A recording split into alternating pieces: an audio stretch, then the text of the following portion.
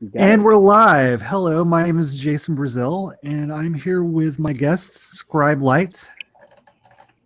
Hello. Tim Huggins. Politely, what is that? Politely what? Atheist. Politely atheist. I knew that. Hello. And we also have Igal Matro. You can say hello now. Patrice, close enough. Okay, good. All right. Oh, yeah. Well, what's up, A? Oh, good. There we go. That's the snow beaner I was expecting. Gonna be classy chat, I could tell. I know. Well, first let's get this out of the way. We're not really here to make light of most of the stuff. We're just taking a look back at what actually happened and how 900 people in Guyana lost their lives in 1978 due to one man and his apocalyptic vision of the world. Would that be fair, Scribe? Yes, though it takes more than one man. I think it had a lot more to do with sort of the mental virus he inspired amongst people, and he did it through an ideology that, on its face, sounded really good. I don't know how deep you want to get into this at the beginning. I mean, I've read way too much on this stuff.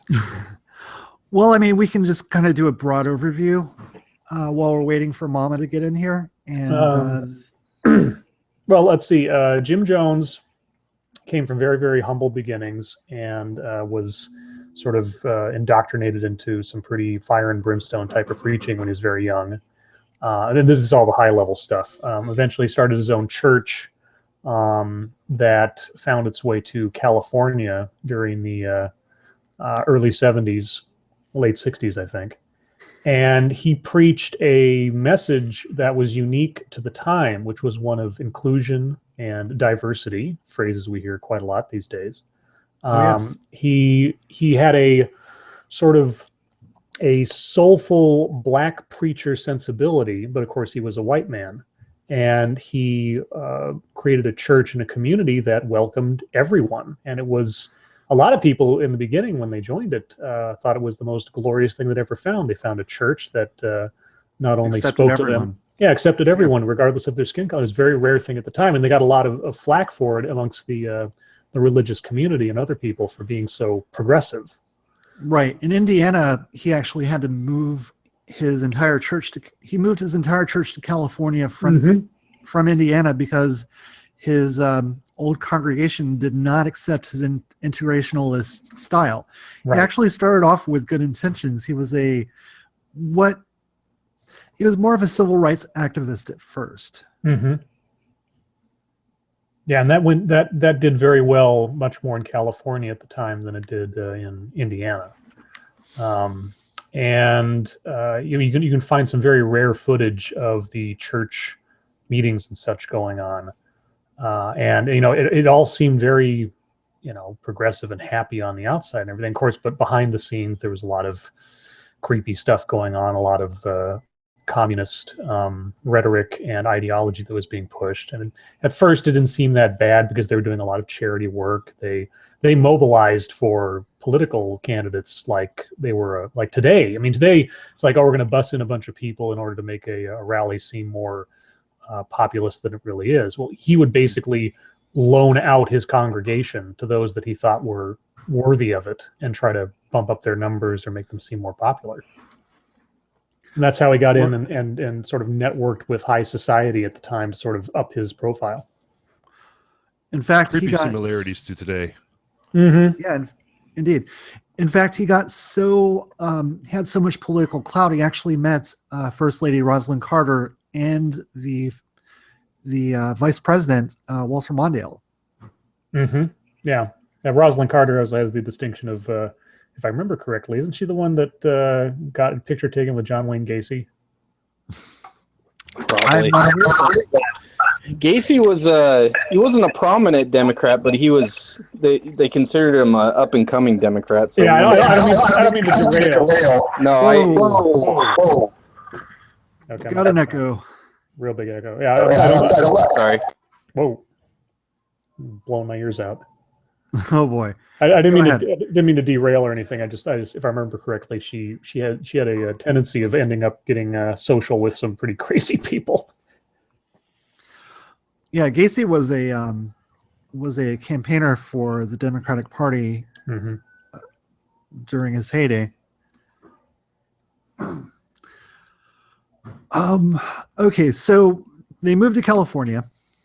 Oh God, this is sounding like Beverly Hillbillies. Start of it. Okay, they moved to California. They get all this political power, and like I said, we're kind of doing a brief overview. And if you guys have any questions, go ahead and put them in the chat, and I will relay them to the panel.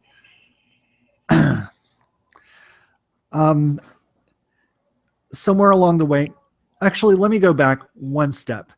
Jim Jones is a charismatic figure. I think this little anecdote will help you understand how charismatic Jim Jones actually was. Jim Jones was a door-to-door monkey salesman. Ah, yes, the monkeys. One time he talked his way into the house to the lady of the house. He talked her into buying a monkey.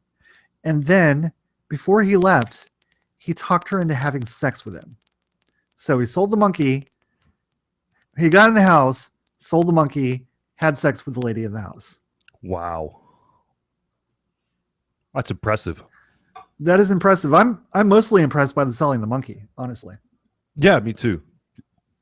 The sex thing now, well, you know, the milkman and mailman used to get laid all the time back in the day, so it's not such a feat.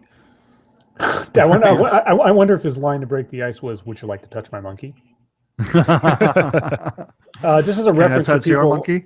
Yeah, a real quick reference for people. A really, really good book, if you're interested on this subject, is called Raven, and it's about Jonestown. It's written by Tim Reiterman, who was actually one of the few survivors of the airport attack that took place just before the mass suicide, and it is probably the most complete record of Jim Jones's sort of evolution from his beginnings all the way through to the end, and it's an amazing book. I'll have to give that a shot because I'm fairly obsessed when it comes to the subject. All right, where were we? We were talking about his sort of. Oh, okay, he became obsessed with the nuclear war, with what he thought was the impending nuclear war. And he began to research places that he could take his family or take his flock to be safe from it. And one of those places was in Brazil. So actually, he kind of tied up his loose ends and moved his family to this town in Brazil where no one spoke English, and tried to start up a branch of the People's Temple there. It did not work out well for him. He actually moved to Rio de Janeiro after that, and he stayed in Brazil for, I think, around 6 months. It doesn't really matter. And then came back to the People's Temple in California. And that is where he ran into his problem with the press. There was a newspaper that actually he got arrested for soliciting sex from another man. And that story was about to break. Am I kind of on target there, Lightscribe? Sounds about right from what I recall. I'm sure there's some details in there that I'm forgetting because there's a lot. I mean, there's this story is so circuitous as to all that happened and what took place all the way up to the end. It's just and I mean I mean just reading that book I mentioned, Raven, I don't have any doubt that what the guy was reporting was all very factual, but it just seems so incredible. I mean, and we'll talk about this later, of course, the sort of what you can convince people to do when they think they're doing the right thing. I mean, it's, very Milgram about it, but yeah. Right. Well, I think Jordan Peterson was talking about this on Joe Rogan's podcast. Maybe he was talking about how you can push people a little bit at a time to get them to do what you want. You can, like, okay, well, you can just step to the line and have them step back. Yeah, Keep doing that. Yeah, it's like the frog in the pan kind of thing. If you put the temperature up too quickly, the frog will jump out of the pan. If you slowly bring the heat up over time, the frog doesn't notice and he boils to death. Isn't that a myth? I don't know if it's a myth. It could be very. I recall looking that up the last time someone posted it to me, and I was Well, like, it might not be true, but I mean the notion of gradual transition without, if you bring somebody just to the edge of what they think they're capable of, and then you inspire confidence in them, like that's a lot of what Jones did. He would take someone who was insecure or not so sure of themselves and such, and then show them that they could be part of a community. You didn't have to be alone.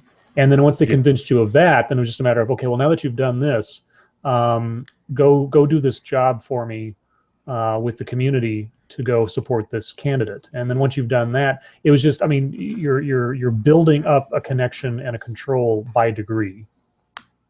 mm-hmm. Yeah, I can and see that. eventually it leads to obviously the ultimate conclusion, which we saw, in '78. But it's a process, and it's like you examine you talk to any of the survivors, and they'll talk about how the community and the difference from so many other churches and what they were preaching, and the feeling they got as being part of a movement, as being part of something greater than themselves, even beyond the whole religious aspect. It made everything seem right. It made everything seem okay and logical up until the very end. Yeah, it was too late by then. Yeah, at what point did they move from being a religion or part of a religion to going full Marxist communist or full Marxist socialist?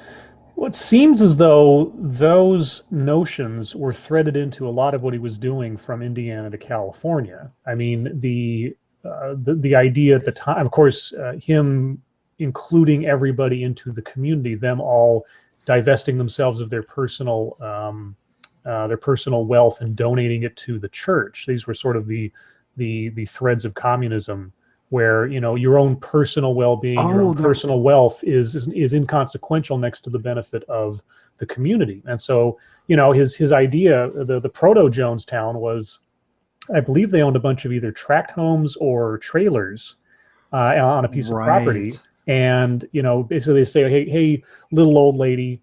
Also the elderly, caring for the elderly was also a big plank in his platform. And he'd say like, oh, hey, elderly lady who doesn't have any friends, or your family's all gone, or you don't have any children, donate all of your wealth to us and we'll take care of you. And in a lot of cases, the people that came to the church, elderly and otherwise, ended up in better conditions than they would have been without it, which is also part of the trap. Yeah. That is another thing that I wanted to touch on. Also, they would get people to move in with just signing their welfare check over every month, and that would be their rent, and they would share in this collectivist dream that Jim Jones wove for them. Yes. You're going to hear a lot of collectivist talk in the death tape. It is, I'm going to use the word woven again. It is really, really part of this. And it's, well, there's so if anybody's interested, there's a website. I think it's called the People's Temple Memorial Project or something like that. And on there you can find, they have what a little known fact, that the death tape is very well known, but there's over 900 hours of tapes they found at the suicide site, audio tapes chronicling the church's movements from, I think, Indiana all the way to the end. So you had sermons from California, you had TV interviews from Indiana, you had radio broadcasts from Guyana, and you you can find this stuff on the website. They've encoded a lot of it, and they're proceeding to, and you can just download it for free, or you can order like DVDs full of it, which is what I did from the site. And one of the most cruel things about, you're talking about collectivism and trying to like sort of groupthink everything. He would have these sessions where he would bring somebody up to in front of the audience. They'd have this big pavilion in Jonestown that was like this open air. Everybody went. I mean, you had to go. And in front of the entire audience, he'd bring somebody up and he'd basically dress them down. And not only would he dress them down, but he'd also encourage other people to like criticize them and critique them, not only their attitude, but their appearance. In some instances, he would strip them naked and have them be critiqued, especially the women, on their appearance and their looks, in order to sort of, break them down. And also, there are some tapes of children speaking and repeating things that seem far beyond what a child would say, and also are the only word I could use is inhuman. And but being encouraged to do so, like he would say, what do you think about your family back in California? Oh, I hate them. I hate them. What would you want to do to them? I break their bones and I take a machete to their face. And the people in the audience would laugh, and Jones would laugh and say, "That's so good. That's so good of you. God bless you." It's just you want to talk about like conditioning people into just accepting and being positive about the most horrific things. The death tape is one thing, but man, the things that led up to it, I don't even want to. It's difficult to even imagine. Yeah, that's brutal. Wow. Do you know which tape that is? Because I can actually pull that up. Oh God, I think it's Q. Of course, they're all Q something. I'll tell you what, I'll do a little bit of looking while you guys talk for a second. I'll see if I can't find an example, because there were several of these like that. Okay, sure. Hey, Failure. How you doing tonight? Hey, man. So how many people survived from the People's Temple? Not a lot, to be honest with you. I remember there were some out of town during the whole Jonestown incident, because they would have there to were go some out out of town. Some actually. No, we haven't gotten to the massacre yet, Casey. Yeah, we are going to though. Let me actually look that number up for you real quick. Yeah. What I found interesting is after Jonestown happened, the People's Temple actually went into bankruptcy. That he actually knew that was part of the reason. No, I guess there were still people around to, put it into bankruptcy. Well, I guess. I mean, everybody who's paying into it pretty much is gone. Yeah. Right. Because it's hard to cash those welfare checks. At the end of 1978, the temple declared bankruptcy, and its assets went into receivership in light of lawsuits on December 4th, 1978. Okay, 909 were led to mass murder-suicide. 1/3 of the dead at Jonestown were children. Only 33 people survived. Wow. I want to make a joke, but I just can't do it. The last ones were like the people shooting anybody who didn't commit suicide, right? Right. And actually, Jones's son, Stephen, was away on a basketball trip at the time. I gotta wonder how many of those gunmen just ran away instead of committing suicide. Well, Jim Jones himself actually had to have somebody shoot him. Yeah.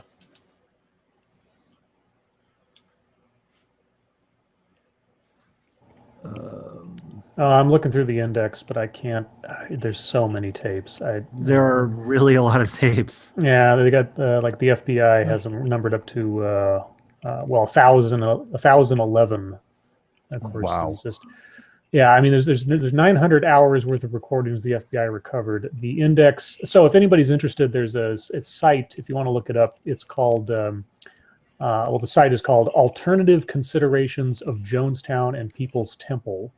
And with a couple of clicks through, you can find an index of all the tapes they currently have available, and you can just download them for free as MP3s. Right. And I actually was going through jonestown.sdsu.edu. Yes, that is the site. Yes. Okay. Yeah, that's the same site. Gosh, I mean, the really crazy ones are the ones for the White Knights. And for people who don't know what the White Knights were, these are sort of emergency drills that Jones would hold in Jonestown for, like, because he convinced his people that, you know, the government agents and things were coming to destroy them because they were a communistic utopia and nobody wanted them to live. And so they have these drills called White Knights where they'd have to like hide in the bushes and look out for everybody, and it'd be these big sort of emergency alerts. And amongst these things would also be a whole bunch of other really crazy stuff. And just listening to those are just ugh. Well, let's listen to this White Knight berating Stanley Clayton. We'll listen to a bit of it. Yes, here we go. That's a good example. Let's get that to load. And the coordinator. No, that's for the 3-day, what do you call him, a preceptor. Come in for a preceptor or consultant for 3 days, preferably. So there's not a day that doesn't go by here without an emergency. 2 weeks, no more, that's all. He is to be licensed. He will not come. Our pharmacist will not come, and our doctor will not come. This is what I have down here. Only thing open here is Larry going on 2 weeks. But I'd say 3 days, as was suggested to us. We're tired of broken promises. We've known that from the history of black origin and Indian origin. We're tired of broken promises. So that's our problem. We're not going anywhere. We will continue to function, and we're not going anywhere. Anyone that comes here, of course, the implication will be very strong. They come in here at their own risk.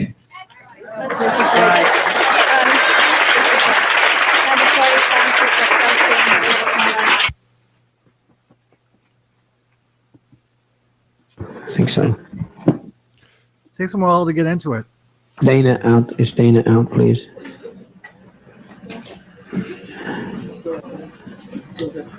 Not her, not Dana. I got a file. You know who I'm talking about. You know who I'm talking about. When I put my life on the line for the last time, there's 2 children that are in this crisis. Griffiths is a grandmother.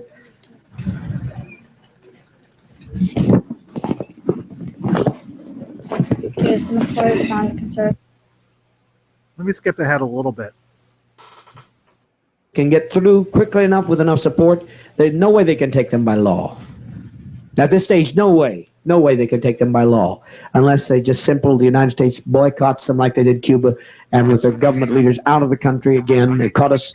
The worst of the White Knight was when the government leaders were out of the country. Some of his law partner does not like that he's in Russia. They don't like him getting that close to communist, and there is some internal difficulty. We do not know all the whys and wherefores, but there was an attempt evidently to put through a constitutional referendum today, or to vote on a constitution that is definitely dictatorial, because the former Prime Minister Jagan, head of the PP. Okay, he's just basically talking about Guyana politics right now. But where am I? Yeah, the Stanley stuff comes later. Yeah, Jones, he would do a lot of things. I mean, he wouldn't let anybody have any access to outside information, really. But what he would do a lot of the time is he'd broadcast around the camp or through recordings of him just reading the news of the world and putting a spin on it of how it related back to them or how it was a danger to them. And there's entire tapes of just him babbling on about current events. And this would play constantly. It would just drone on. And some of the survivors talked about it became white noise after a while. Mama says, yeah, Mama, they did believe that nuclear war was coming any second. He actually had them convinced that the United States had concentration camps for people of color. I believe they did use that term back then. He had them bamboozled, basically. Well, I think bamboozled might be a even putting too light a term on it. One of the things, you may be right about that. Yeah, one of the things, and this is just sort of an aside, one of the things that attracted me to this story, I've always had a very sort of morbid curiosity about things. I like reading about serial killers and things like that. The thing that always just, and to this moment, it just doesn't make any sense.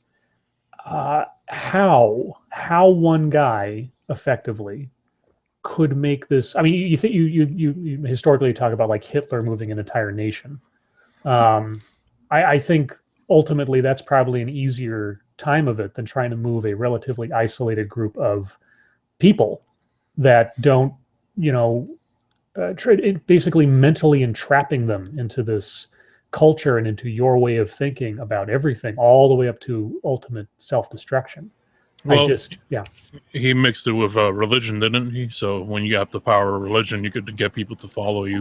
You'd be surprised at how some of the rhetoric he would use, especially later on, was so anti-religious, so sort of maybe deist or maybe even atheist. I mean, he transitioned a lot of his speeches from being religious in tone to turning communism into the faith. It's really odd. Like he would talk about like discarding the Bible, like how openly he'd throw it to the back of the church and say, "You think this is going to lead you to salvation?" And he'd throw it like over the heads of all the people and say, "Don't follow that book. Follow me." I was just like, whoa. Once you have them hooked, though, it's actually rather easy to sway them, because as long as you can keep the majority, they will shift the minority into place. Sure. And have you seen his like masses before? Oh, yes. You're going to see that with Christine Turner. I'm sorry to interrupt, Failure. You're going to see that in the death tape with Christine Turner. She is actually the lone dissenting voice that comes up during the death tape, and they shout her down. But have you seen his like masses? It has a very vibe of like black church. Yeah, that was his pedigree when he was growing up religiously. Is the black churches? He would go to the black churches. He tried to convince his dad that they should go to black churches, and of course his dad was a big racist, and that was one of the reasons he parted from his family, is because they wouldn't be more accepting of people of other colors. And like I say, that his message at the time was very progressive, and we'd have thought of it as a very good thing, especially around the era of the civil rights movement. But one thing about black church is that it feels like a party. I used to live like a block away from a black church, and going there, it didn't really even seem about like, religion and Jesus and all that. It was all just waiting to, music and dancing and hands in the air. It's a lot about community, though. I mean, that's probably part of what drove those people to cling to him so tightly, because he made them part of this community, and it became a collective. Honestly, like community living like that doesn't seem like a bad idea until you notice that other people are fucking crazy. Well, it also. Sorry, go ahead. Oh, I was just going to say is what we were talking about it earlier. It's like at a certain point, if you're brought into this and you think you're doing not only God's work, but you're doing something that is good for the community, and you give all of your wealth and all of your material possessions and everything as donations to this church, and you become dependent on the church, you've got nowhere to go. It's kind of like Scientology. Once they've got you, it's like, where are you going to go? All your friends, your family, everybody's stuck here. If you decide to leave, you will be ostracized. You'll lose everything. It's one of the classic tools of a cult to be able to retain members. And I'm sure when they bring you in, it isn't bad. They give you like a bunch of like, good treatment and everything. And then when you become, attached to this community, that's when they start abusing you. Oh, yeah. Yeah, and you also have the threat of being ostracized, which is what like Jehovah's Witnesses do. Like they'll bring you in with praise, and then once you're in, they threaten that if you leave or even communicate with people who are outside of the group, that they will ostracize you. They will remove that love and that affection and attention from you. And for broken people, that is, that's very scary. It's terrifying. Man, you can't help but wonder, obviously, with current events and such, how willing are a lot of the people we see in some of the more extreme movements there because they want to be, or there because they feel they have no other place where they belong? Right. Mixture of both, I think. I'm sure there were a lot of cases too of like, the father figure in the family decided we're gonna go, live with this cult, and that's that. So I'm sure some of the women and children there really just went along with it because their husband was into it. Mm-hmm. Jim actually slept with a lot of the wives too. Yes, yeah. He took his leadership entitlement very seriously as well. And I've heard some kids as well. Oh yes, there's at least 2 or 3 children that we know of were born from Jim with, of course, his wife, and then he adopted several, and he had a rainbow family. He was really big about making a rainbow family, so they had several adopted children from different countries or ethnicities. And then I think there was at least one child he had with one of the parishioners that became this big court battle. Was that the Stones?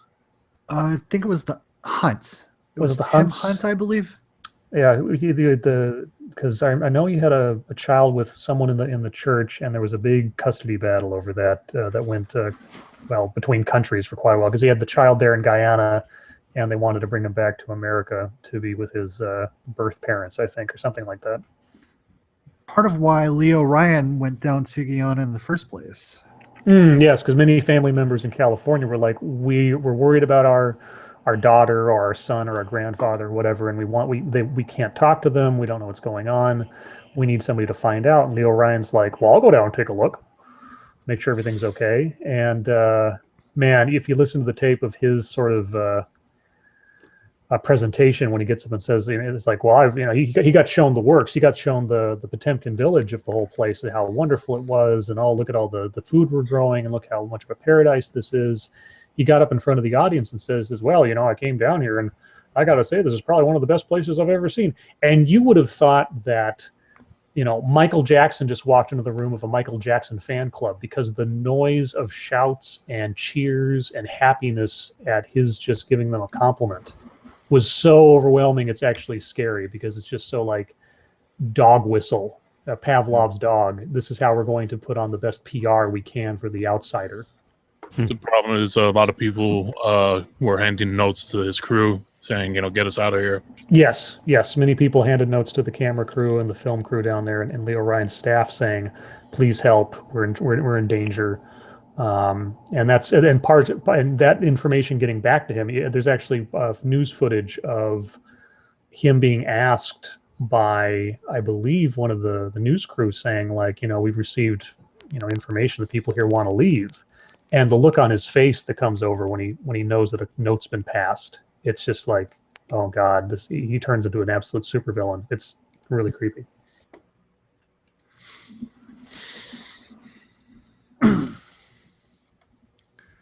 All right, we're still kind of waiting for Mama to get dinner done. Always waiting on the women folk. What are some other cults you guys enjoy? Waco is one of my favorites. Waco. Don't know I'd necessarily use the term enjoy. Yeah. Right. Find interesting, maybe. Yeah. Heaven's Gate is a little interesting to me, because it has echoes back to Jonestown. Mm-hmm. They actually they did poison themselves with barbiturates and vodka. They sent a lot of their male members down to Mexico for castration. And sorry, go ahead. The way they made their money was web development. Mm-hmm. Oh yes, and actually their website is still up. Is it really? Yeah, if you look up the Heaven's Gate website, someone has an emulator that basically has it going forever. The cult that I always found really interesting, I think it's in Washington State. It's this lady, Jay-Z Knight, who says that she's channeling an ancient warrior king named Ramtha. And this is some crazy shit. But I mean, it's just so. I mean, I could see somebody sort of saying, okay, well, we're an offshoot of the Seventh-day Adventist Church. Come down to Waco, and be part of our church. Someone saying, I channel the dead spirit of an ancient Sumerian warrior king. Now come to my church and listen to me speak with a Christian Bale Batman voice, and you will give me money. Okay. Base Mama says, I know some dudes from Waco. So what cults are there out there right now besides Scientology? Like, what's some big name cults out there? That's a really good question. I think the Moonies are still. I don't know if it depends on whether you call them a cult or not, but they're still out there. Hare Krishna. Hare Krishna. Are they dangerous? A cult? Are they dangerous to not only other people but their own members? Well, it depends on what you mean by dangerous. I mean, so like there's the House of Prayer in Ireland, and they're just a very cloistered, isolationist religious sect, and they'll separate family members from one another, and they, as far as I know, there's no sort of like death cult, we're going to kill people thing, but you don't know what goes on behind closed doors in these little sects. And Magnificent Bastard had a great answer. Feminism is probably the biggest cult out there right now. That's true. Yeah, it is sort of a cult without a church in a lot of ways, depending on which side you're looking at or what groups in particular. On a side note, have you guys talked about the American what is it called again? Not the burqas, the I'm hijabs. not sure what you mean. The American hijabs during the the American flag hijabs. Oh yeah, the hope poster guy doing the I saw that on the Washington Post, and my comment was, I prefer my church and state separated, thank you.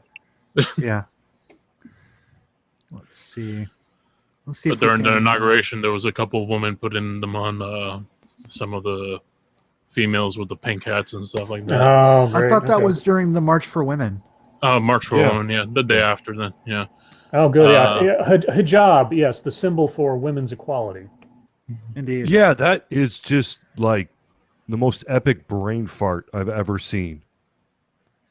The disconnect is just all too real.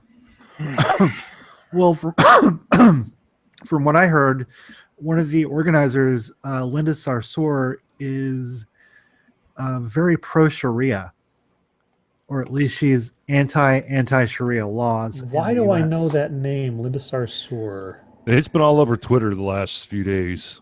Also, Hagbard Salim did a 3-part series about That's right. Yes, Hagbard. Guy, and I really love Hagbard. I think I might have sort of channeled him when I started doing my own stuff, but a little bit. But yeah, that's where I knew that name from. Yeah, he did a really good job profiling her.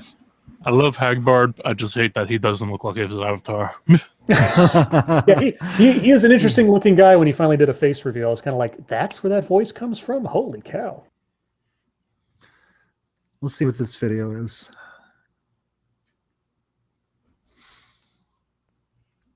Which one are you looking at? Oh, Jim Jones 7 to 9. Yeah. This should be a good one. It's really sad because at some points in my life I look like more like Hagbard than Hagbard does. Is this a song? That would be funny if this is like some kind of remix. Oh God. Yo, Jim Jones in the house, man. Okay, this is some kind of remix. Go back. There should be some really good footage from their visit, especially with him getting up in front of the crowd. Yeah, that's what I really want. Real quick, I know I'm jumping ahead to the tape, but one thing that disturbed me about the tape is mothers, you're making your children cry. Yeah, the top video. Go up to the very top selection. That one there, cult murders. It says Congressman Ryan visits Jonestown and praises the American-hating cult. Yeah, that should be a good. Okay, give that a shot. I'm just wondering how Obama figures into this one. I don't think he was old enough to have. Oh, this is what I was talking about when he gets up. Yeah, this is good.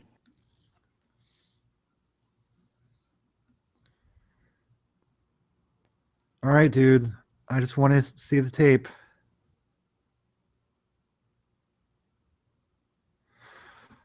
Oh, come on. I know you have a... I really hate it on YouTube when you go to videos.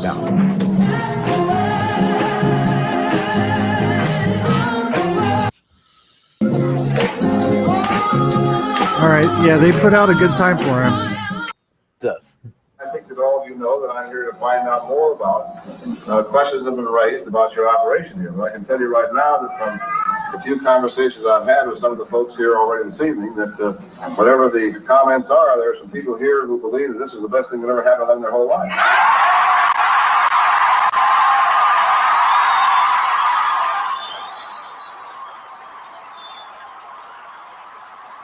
That response to him was spontaneous. It was loud. It was emotional. It was long. What I was feeling was this is an opportunity that I can vocalize how much I believe in what we are doing here. The reporter next to me said, I've never felt anything like this before. And I said, because you haven't felt anything like this before. And they're still going. I actually Would you really want to be the first one to stop cheering? No. Yeah, exactly. Yeah, and a day later he'd be shot dead at an airport. It's just so crazy. That night he was stabbed. Oh, that's right. Yes, he was attacked very briefly. That's right. Wow. Yeah, that was the whole thing. how- They had to get him to the plane so they could go get him, to a hospital and stuff. No. Yes. Yes.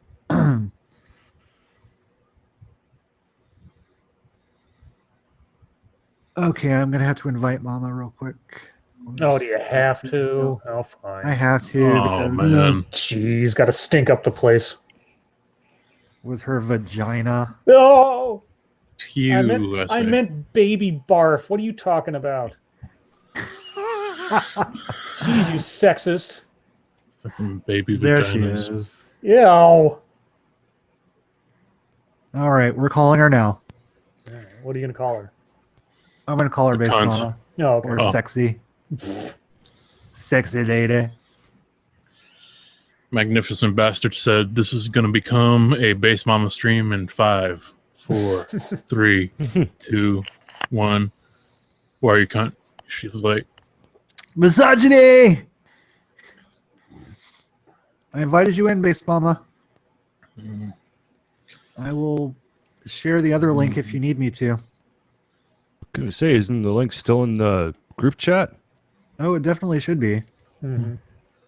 did they pick up any poor people? The People's Who, Temple. The People's Temple? Oh yeah, sure. Yeah. They take Yeah. anybody. Anybody who had two hands and willing to work most of the time. Yeah. 12 hours a day they worked. Yep. Yeah, they worked those people down to the bone, and they did it because they thought they were working for the betterment of the community and God and everything else. And it was basically just like work camps. Yep. Inside What their did they own have them church. doing? Free labor. I mean, yeah, well, labor, doing a lot of stuff that had to do with community outreach, doing a lot of stuff like, I mean, they would drive hundreds of miles just to get their congregation to some event or to some rally or something else that would either help some politician or friend of Jim Jones or whatever. Yeah. That reminds me, have you ever seen the Going Clear documentary about Scientology? Yes. They do the I same need thing. to see they, that. Mhm. they have people working for basically 50 cents an hour, and Yeah. If you put that documentary up alongside the one we were watching there, which is the PBS one about the death of People's Temple, the similarities. I mean, it doesn't really need to be said, but the similarities between methods are practically identical. yeah. There she So is. amazing that that's considered a religion and it's tax free and all that. Well, the reason is in the documentary they cover how basically they had like 251 lawsuits towards the IRS going at one time. Mm-hmm. Told the IRS, we could throw away these lawsuits if you give us status as a religion. The IRS buckled. Well, I hate to ditch, guys. I got to have some dinner, and yeah, Okay. so I apologize, but I appreciate having you having me on. By the way, I learned that Yeah. L. Ron Hubbard Thank you for coming. wrote the book that led him to Scientology in my hometown. So, yay, my hometown. All right, have fun, guys. Cheers, Scrap. All right. Bye-bye. Yeah, we're about to get into the death tape in just a moment here. Hi, Mama. Hey, Are you ready for this? Yeah, let's go ahead and do it. Okay. Hey, Mama. Hey, Fair. How you doing? No toolbox for you. What? What did I do? You know what you did. What did I do? I am just still love innocent you, you here. big It's what you didn't do. Hey, Based, want some Kool-Aid? No, I'm good, thanks. I got a All beer, right, so I'm killing I'm myself about to the start slow way. this. So, if if you need just yell out if you want me to pause it at any point. Hold on, let me get my wine real quick. Okay, take your What time. we I'm got not going to from, say what we banana. We should say tango. Yeah. Oh, okay. I was gonna say, just bring that up. Banana. Just say feminism. I don't want to say banana. I want to say tango. Tango's fine. Okay. Tango Tango. egg. Good thing now. Yeah. Are you still typing? Please invite me on Hangouts. I did invite you, and then I posted the mobile link. did. No, I got it. It's because I'm on my tablet.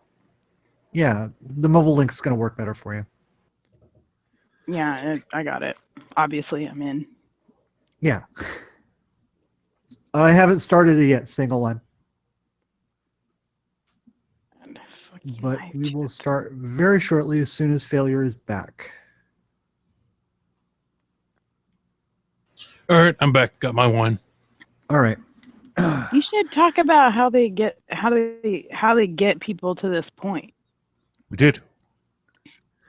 Oh, That's what the last 45 minutes have been, basically. no, I mean they like rile you up with this persecution complex. Like we have this beautiful truth that nobody else has because they all do the same thing. Right.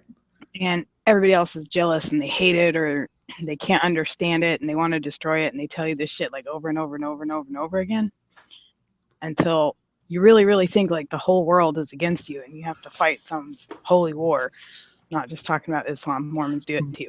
By the way, do that. Holy war in all these different ways to like, show All the people the SJW light. movements are doing that now. Based, who do you know from Waco? This dude named Scott. And what did he do? Was he there? Slept on my aunt's couch for 6 months and cried a lot. But he was just a member of. Yeah, he was there on all the shit The Branch went down. Davidians. Yeah. Yeah. He's pretty fucked up. All right, I am about to hit play, guys. You will notice a bit of distortion in the tape. It's because they taped over a music tape. I believe it was the Delphonics. You're going to hear it kind of slowed down underneath the audio. It's just one of those crazy things. I used to do that. I'd be like, Did I you want to really? record something. I want to record something, but I don't have any blank tapes. Oh, here's a shitty new edition tape that I don't want to listen to. Click, click. All right. All right, here we go. How very much I've loved you. How very much I've tried my best to give you the good life.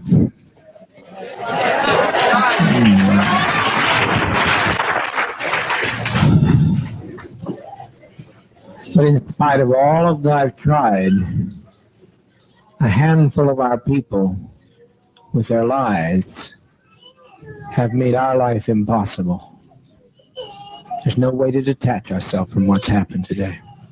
Oh, the crying children, man. Not only we're in a compound situation, not only are there those who have left and committed the betrayal of the century, some have stolen children from others and they're in pursuit right now to kill them because they stole their children. And we are sitting here waiting on a powder keg. I don't think this is what we want to do with our babies. I don't think that's what we had in mind to do with our babies. It was said by the greatest of prophets from time immemorial, no man takes my life from me, I lay my life down. So to sit here and wait for the catastrophe that's going to happen on that airplane, it's going to be a catastrophe. Almost happened here. Almost happened. The congressman was nearly killed here. But you can't steal people's children. You can't take off with people's children without expecting a violent reaction. And that's not so unfamiliar to us either. Even if we were Judeo-Christian, if we weren't communists, the world, the kingdom suffereth violence, and the violence shall take it by force. If we can't live in peace, then let's die in peace.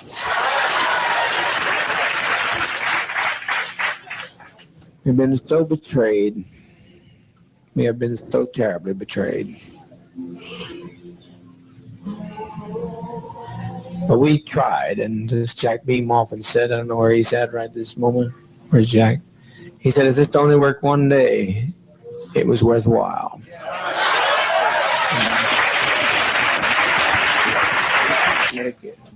What's going to happen here in a matter of a few minutes is that one of those people on that plane is going to shoot the pilot. I know that. I didn't plan it, but I know it's going to happen. This is a lie. He knew exactly what was going to happen.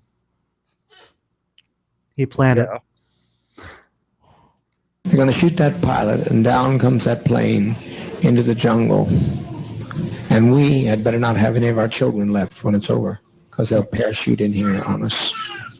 But it wasn't somebody on the plane. It was actually they rode up as they were getting on the plane that they started shooting at them.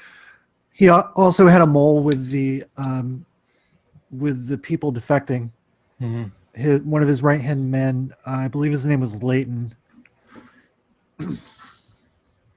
But yeah, there was a truck of guys that got there right as the news people were getting to the plane, and they shot up all the news people. I think only a couple of those people survived. They played dead, didn't they? Or they were in the shrubs? Yeah, a couple of them played dead. And then with the defectors, there was one of Jim Jones's right-hand men that went with them. And they actually were trying to tell Congressman Ryan that that guy would never, ever defect. And he was just like, it'll be okay. You have a congressional shield over you. Congressional shield did not stop a bullet, sir. No, it wouldn't. All right. Tanga. Plain as I know how to tell you, I've never lied to you. I never have lied to you. I know that's what's going to happen. That's what he intends to do. And he will do it. He'll do it.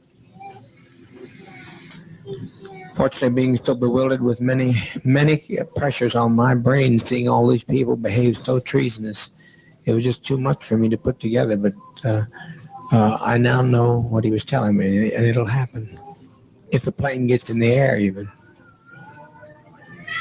So my opinion is that we be kind to children and be kind to seniors and take the portion like they used to take in ancient Greece and step over quietly, because we are not committing suicide. It's a revolutionary act. We can't go back. They won't leave us alone. They're now going back to tell more lies, which means more congressmen, and there's no way we can survive. Anybody wish? Tango. Anyone that has any dissenting opinion? At this point, like, do you think there was some people like their gears turning in their head, like, wait a second, is he saying kill ourselves? Fuck this shit. I imagine, well, he had actually done drills on this. That was part of the White Knight we discussed earlier. With his inner circle, he began with them. He would have them all to a dinner, and then he would tell them that they'd been poisoned. The wine was poisoned, and that they had around 35 minutes to live. And then as it got closer and closer to them, thinking that they were going to die any second, he would tell them, this was just a test and you've passed. Wow. That's kind of weird. Mormons kind of do that too. They don't poison each other, obviously, but they make you go on these long handcart treks when you're a teenager so you can be prepared for the end times when you have to go to Jackson, Missouri, the new Eden. Is that where Jesus is supposed to show up? I think I remembered Sam Harris saying something like that. In Missouri, for some reason. Yeah, I was always confused by that. As was I. Very much so. Aren't Indians supposed to be like part of Jesus's tribe or something for Mormons? Some of them. Yeah, I the thought Lamanites. White Man was the original Indian, according to them, or something like that. And the Oh Red no, Man was a no! When lie. you get baptized, your blood becomes Jewish blood, and the Jews were the first Indians who came to the Americas in walnut-shaped boats. Oh, okay. We knew something like that.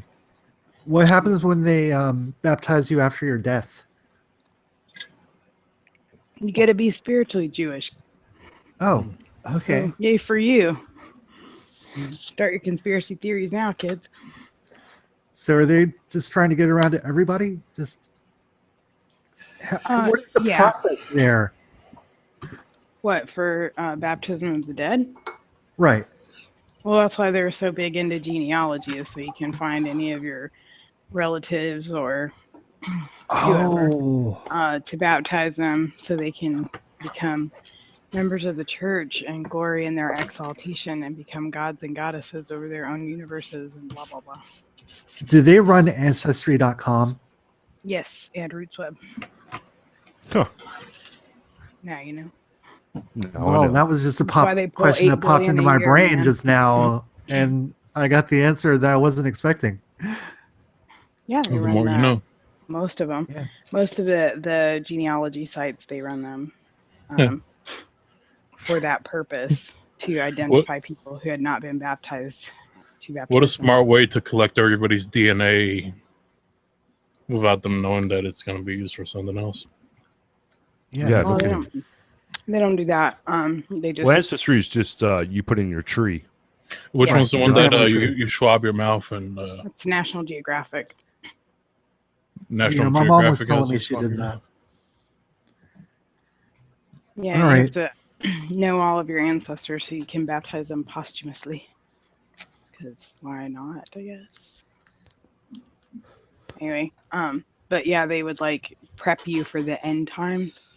Spangle says know what you were doing. Spangle says that Ancestry does the DNA thing now. Oh, they do? Oh. I will not be participating. Thank you. Yeah, no thanks. My mom did that. I was only curious. Or is that the one that tells you like what you are, like what your history, like just the different parts you are of like racially? I have no idea. My mom was telling me she did one that, that does that, but she didn't go into details. Well, the National Geographic one breaks down your DNA into various ethnic contributories.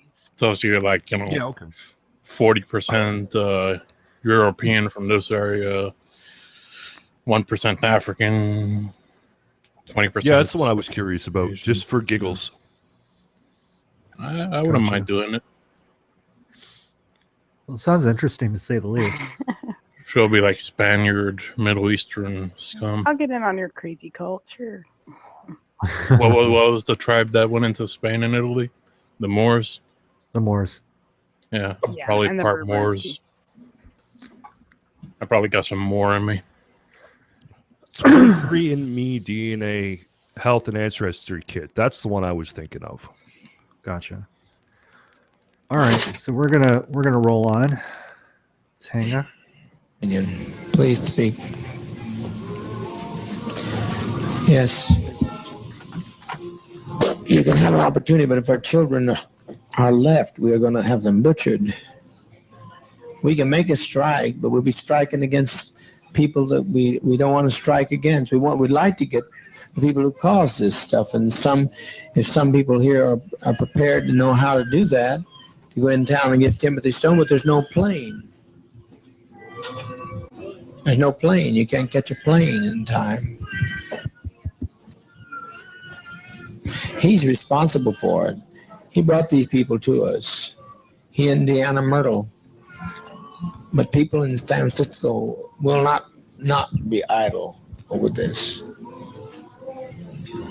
They'll not take our death in vain, you know. Yes, Christine. Is it too late for Russia? Okay. This woman, Christine Turner, is the lone dissenting voice, and you're gonna hear what happens to her. She gets. I'm just gonna roll on. Hang on. Here's why it's too late for Russia. They killed. They started to kill. That's why it makes it too late for Russia. Otherwise, I'd said, Russia, you bet your life. But it's too late. I can't control these people. They're out there. They've gone with their guns, and it's too late. And once we kill anybody, at least that's the way I've always put my lot with you. If one of my people do something, it's me. Now they say I don't have to take the blame for this, but I don't live that way. They said deliver up Ujara, who tried to get the man back here. Ujara, whose mother has been lying on him and trying to break up this family, and they've all agreed to kill us by any means necessary. You think I'm going to deliver them, Ujara? Not on your life. No. No, you're not going. You're not going. You're not going. I can't live that way. I cannot live that way. I've lived for all, and I'll die for all. I've been living on hope for a long time, Christine, and I appreciate you've always been a very good agitator. I like agitation because you got to see two sides of one issue, two sides of a question. But what those people are going to get done, what they get through, will make our life worse than hell. Will make the Russians not accept us. When they get through lying, they told so many lies between there and that truck that we are done in as far as any other alternative. Well, I said let's make an airlift to Russia. That's what I say. I don't think nothing is impossible. How are we going to believe it? How are you going to airlift to Russia? Well, I thought they said if we got in an emergency, they gave you a code to let them know. No, they did. They gave us the code that they'd let us know of an issue, not us create an issue for them. They said if they saw the country coming down, they'd give us the code. They'd give us a code. You can check on there and see if it's on the code. You can check with Russia to see if they'll take us in immediately. Otherwise, we die. I don't know what else you say to these people. But to me, death is not a fearful thing. It's living that's treacherous. I have never seen anything like this before in my life. I've never seen people take the law and do in their own hands and provoke us and try to purposely agitate murder of children. There's no, Christine, it's not worth living like this. Not worth living like this. I think that there were too few who left for 1,200 people to give them their lives for those people that left. You know how many left? 20 odd. That's a small 20 odd. Compared to what's here. 20 odd. But what's going to happen when they don't leave? I hope that they could leave, but what's going to happen when they don't leave? You mean the people here? Yeah, what's going to happen to us when they don't leave, when they get on the plane and the plane goes down? I don't think it'll go down. You don't think it'll go down? I wish I could tell you were right, but I'm right. There's one man there who blames, and rightfully so, Debbie Blakey for the murder of his mother, and he'll stop that pilot by any means necessary. He'll do it. That plane will come out of the air. There's no way you fly a plane without a pilot. I wasn't speaking about that plane. I was speaking about the plane for us to go to Russia.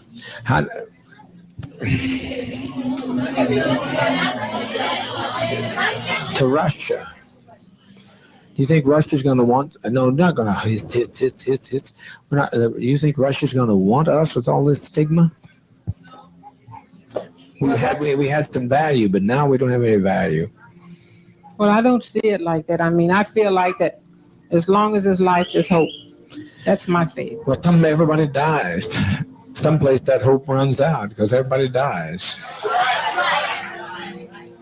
I haven't seen anybody yet that didn't die. And I like to choose my own kind of death for a change. I'm tired of being tormented to hell. That's what I'm tired of. Tired of it. 1,200 people's lives in my hands, and I certainly don't want your life in my hand. But I'm going to tell you, Christine, without me, life has no meaning. I'm the best friend you'll ever have. And once I have to pay, I'm standing with you, Jar. I'm standing with those people. They're part of me. I can detach myself. My attorney says detach myself. No. I never detached myself from any of your troubles. I've always taken your troubles right on my shoulders. And I'm not going to change that now. It's too late. I've been running too long. Not going to change now. Maybe the next time you get to go to Russia, the next time round. This is what I'm talking about now is in the dispensation of judgment. This is a revolutionary suicide council. I'm not talking about self-destruction. I'm talking about what we have no other road. I will take your call. We will put it to the Russians, and I can tell you the answer now because I'm a prophet. Call the Russians and tell them, see if they'll take us. I said I'm afraid to die. I don't think you are. I don't think you are. But I look at our babies and I think they deserve to live. I agree. You know? But also they deserve, what's more, they deserve peace. We all came here for peace. And have we had it? No. I tried to give it to you. I've laid down my life practically. I've practically died every day to give you peace. And you've still not had any peace. You look better than I've seen you in a long while, but it's still not the kind of peace that I wanted to give you. So, a person's a fool who continues to say that you're winning when you're losing.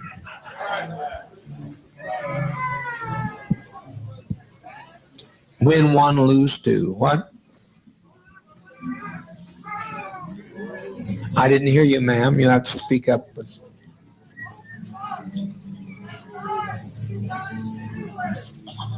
That's a sweet thought. Who said that?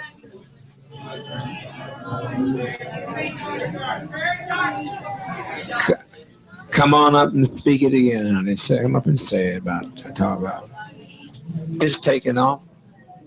No plane is taken off.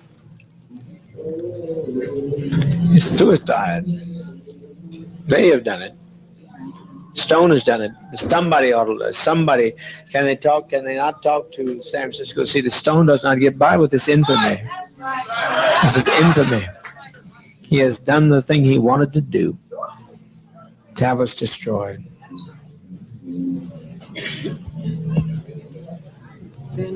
When we destroy ourselves, we're defeated. We let them, the enemy, defeat us. Did you see I live to fight no more forever? Yes, I saw that. Did you not have some sense of pride and victory in that man? He would not subject himself to the will and whim of people who tell that they're going to come in whenever they please and push into our house, come when they please, take who they want to, talk to who they want to. Is that living? That's not living to me. That's not freedom. That's not the kind of freedom I sought. But I think where they made their mistake is when they stopped to rest. If they had gone on, they would have made it. But they stopped to rest. It's over, sister. It's over. We made that day. We made a beautiful day. And let's make it a beautiful day. That's what We win when we go down. Tim Stone has nobody else to hate. He has nobody else to hate. Then he'll destroy himself. I'm speaking here not as the administrator. I'm speaking as a prophet today. I wouldn't step in this seat and talk so serious if I didn't know what I was talking about. If there's any way to call back the immense amount of damage that's going to be done. But I cannot separate myself from the pain of my people. You can't either, Christine, if you stop to think about it. You can't separate yourself. We've walked too long together. I know that, but I still think as an individual, I have a right to... You do, and I'm listening. What I think, what I feel, and I think we all have a right to our own destiny as individuals. Right. And I think I have a right to choose mine, and everybody else has a right to choose theirs. Mm-hmm. You know? Mm-hmm. I'm not criticizing. I'm not trying to. What's that?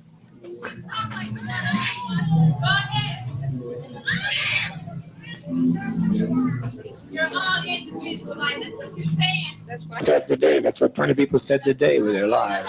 I think I still have a right to my own opinion. I'm not taking it from you. I'm not taking it from you. Christine, you're only standing here because he was here in the first place. So I don't know what you're talking about, having an individual life. Your life has been extended to the day that you're standing there because of him. Voice back there, she has much right to speak to anybody else, too. What'd you say, Luby? Well, you regret it this very day if you don't die. You'll regret it if you don't die. You'll regret it. Too many people. I saved them, but I made my example. I made my expression. I made my manifestation, and the world was not ready for me. Paul said, I was a man born out of due season. I've been born out of due season just like all we are, and the best testimony we can make is to leave this goddamn world. Jeez. You must be scared to die. I'm not talking to her. Will you let me talk? You're talking. Would you make her sit down and let me talk while I'm on the floor, or let her talk? Property tell the leader what to do. It really isn't. I've listened to you. You asked me about Russia. I'm right now making a call to Russia. What more do you suggest? I'm listening to you. If Russia gives me one slight bit of encouragement, I just now instructed them to go there and do that. You would be no fucking good at Russia, goddammit!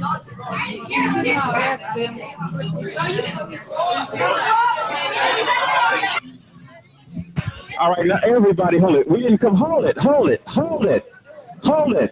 Much longer maintain. To lay down your burdens. I'm going to lay down my burdens down by the riverside. So we lay them down here in the side of Guyana. What's the difference? No man didn't take our life right now. He hadn't taken it. But when they start parachuting out the air, they'll shoot some of our innocent babies. I don't want to see this, Christine. Because they got to shoot me to get through to some of these people. I'm not letting them take your job. Can you let them take your job? See John die? What's that? You mean you want to see John, the little one? I want to see.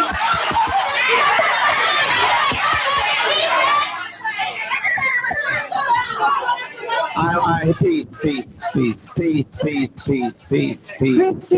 are you saying that you think he thinks more of them than other children here? That's what you're saying. But you're acting. Do you think I'd put John's life above others? If I put John's life above others, I wouldn't be standing with his jar. I'd send John out. He could go out on the driveway tonight. Because he's young. They're young. I know, but he's no different to me than any of these children here. He's just one of my children. I don't prefer one above another. I don't prefer him above you, Jara. I can't do that. I can't separate myself from your actions or his actions. If you'd done something wrong, I'd stand with you. If they wanted to come and get you, they'd have to take me. We're all ready to go.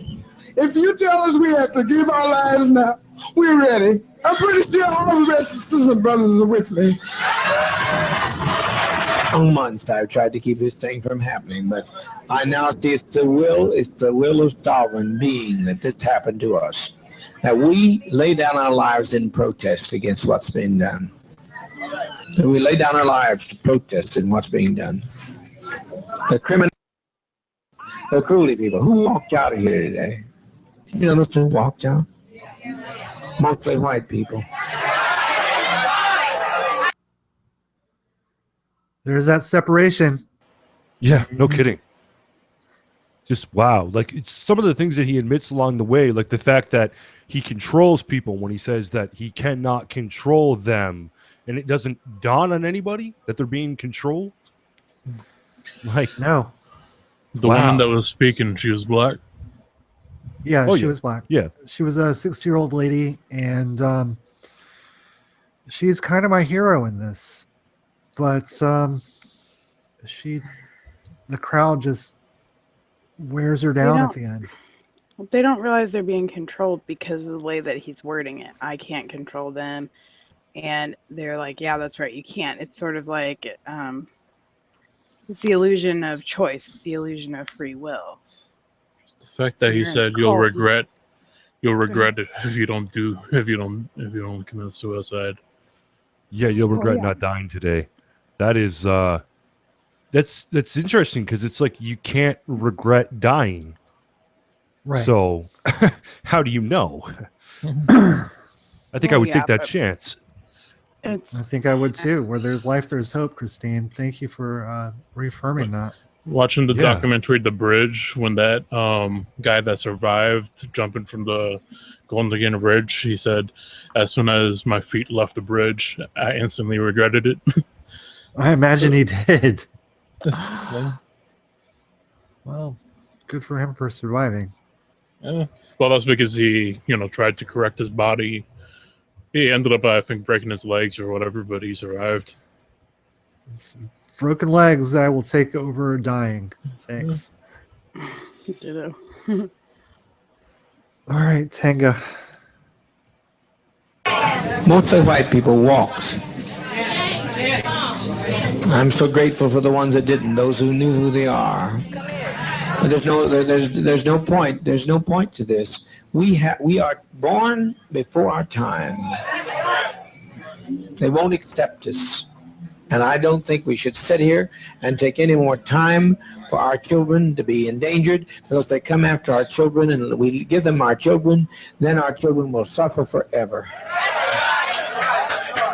Tango. I wonder, did the white people survive, or were they taken and killed? Most of the ones killed at the airport, no? Yeah, killed at the airport. I thought he was saying, the white people left. I mean, and the white people that were part of them. Isn't that what he was talking about with the plane? Like we had to stop the plane because it was going to go down either way or something like that? Right. That was Leighton who was going to shoot the pilot. So he knew he was going to be in a plane that was going to crash because it didn't have a pilot. Right. He didn't care. He didn't care. Well, that crashing plane, he also mentioned that in the one that he was, because he's a prophet, and he was predicting that the plane to Russia would also crash. He was predicting that Russia wouldn't send them a plane. Chances are there was never any communication with Russia. Well, yeah, he says he was calling them in his mind, I guess. Right? None. Of course so not. he was dedicated to making this happen. That's the thing. She was making very cogent, salient points. He didn't care. He was going to smack her down. He wasn't going to let her talk people out of this. He had already gotten himself geared up to do this, and he was going to do it, and they were going to do it too, one way or the other. Like when you get, I don't know, it's mob mentality. You get everybody else geared up to do it so that when you do have that one dissenting voice, they band together and shoot that dissenting voice down. And usually, I mean, in this case, well, she's going to die anyway, but they would normally ostracize them from their family and stuff like that. Right. But he was absolutely determined to die. I have no idea why. At that moment, she became an apostate, and they felt righteous in punishing her. Exactly. All right, we're about halfway through, guys. Tenga. I have no quarrel with you coming up. I like you. I personally like you very much. People get hostile when you try to. Oh well, some people do, but then you don't. You just some people do. Put it that way. I'm not hostile. You had to be honest, and you say if you want to run, you'd run with them, because anybody could have run today. They would want to. I know you're not a runner, and your life's precious to me. It's as precious as John's. And I don't, what I do with weight and justice and judgment. I've weighted against all evidence. Yeah, that's all I got to say. What comes now, folks? What comes now?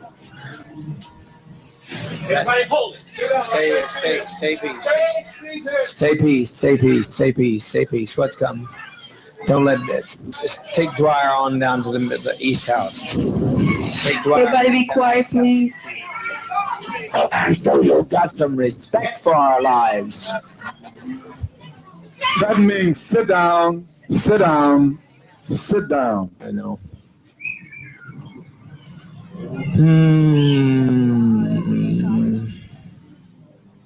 I tried so very, very hard. We're trying over here to see what can happen in Los Angeles. Who is it?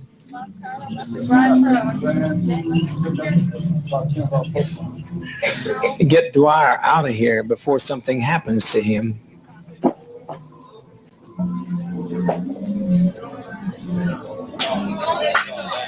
Dwyer? I'm not talking about you, Jara. I said Dwyer. Ain't nobody gonna take you, Jara. I'm not letting them take you, Jara.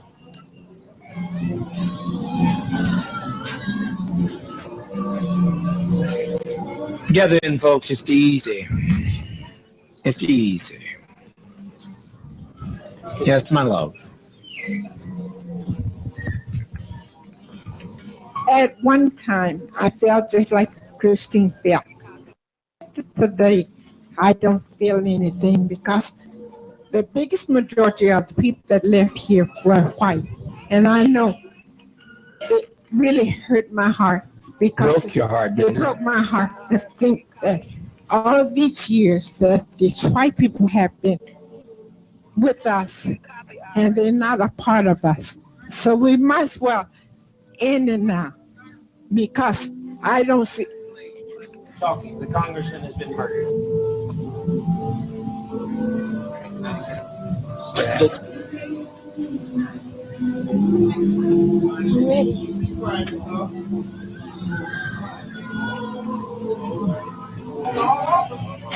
It's all over, all over.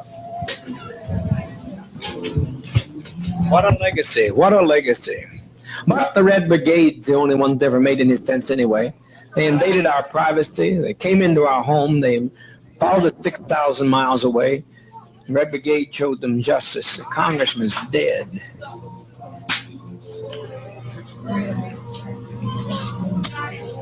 Please get us some medication. It's simple. It's simple. There's no convulsions with it. It's just simple. Just please get it. Before it's too late, the GDF will be here. I tell you, get moving, get moving, get moving. Don't be afraid to die. If these people land out here, they'll torture some of our children here. They'll torture our people. They'll torture our seniors. We cannot have this.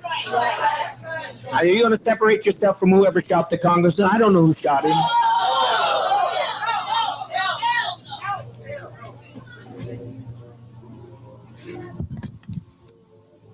Speaker Pete and those had a right to go, and they had a right to. How many are dead?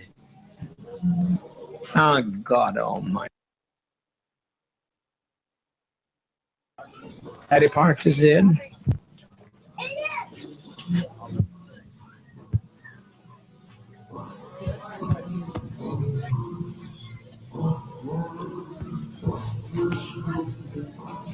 And the others to endure long enough in a safe place to write about the goodness of Jim Jones? I don't know how in the world they're ever going to write about us. It's just too late. It's too late. The congressman's dead. The congress today's dead. Many of our traitors are dead. They're all laying out there dead. I didn't, but my people did. My people did. They're my people. And they've been provoked too much. They've been provoked too much.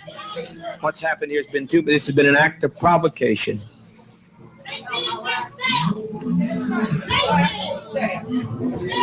Yes. If it's any way possible to have them to give Ted something to take him, I'm satisfied, okay? What's that? I said, if it's any way you can do to have them to give Ted something so he won't have to let him go too, okay? And I'm satisfied. That's fine. Ted, yes, yes, yes. Tango. And I appreciate you for everything. You're Go ahead. So, what was she asking? If he'll let what? Something for Ted. I'm not sure who Ted is in this instance. I think it's her probably son. her son. Yeah. And she said give something to Ted for what? Let's go back a second.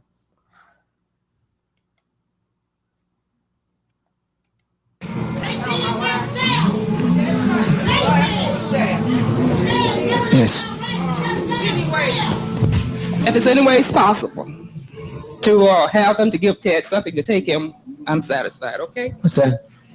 I said, if there's any way you can do to have them to give Ted something so he won't have to let him go too, okay? And I'm satisfied. That's fine.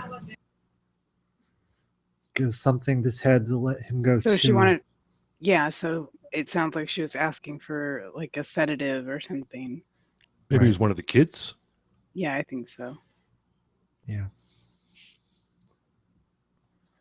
At least somebody's thinking of sorry each for other. distracting you with my bouncing boob gift tab. Actually, let's have a palate cleanser. Let's have a palate cleanser. This is all safe for work, safe for YouTube. Palate cleanser.